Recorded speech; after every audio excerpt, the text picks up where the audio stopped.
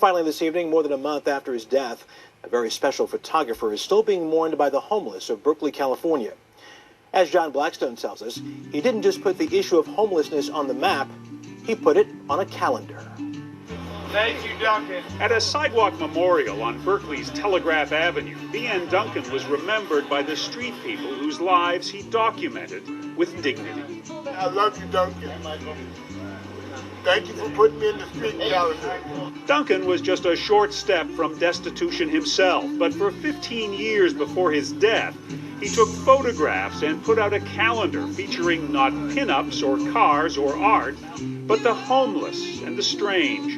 Not people to shun, he insisted, but people worth learning about. We're not trying to make people sob with pity.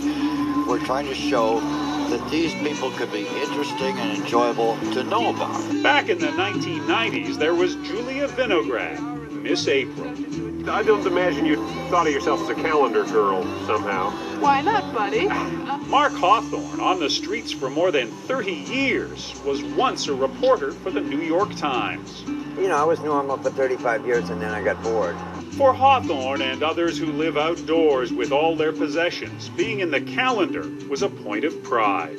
Street people don't even look in mirrors, so to see a photograph of themselves is pretty empowering. Duncan insisted on looking at the lost souls of Telegraph Avenue as an anthropologist might, with endless interest and compassion. He's kind of mixed up in the head, but he's got vital spirit.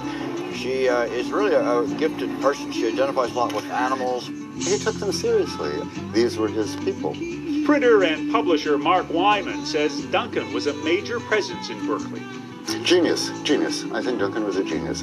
So does Duncan's sister Elaine, who had doubts about her brother's interest in life on the streets. And there were times when I thought, oh my God, you know, why is he doing this?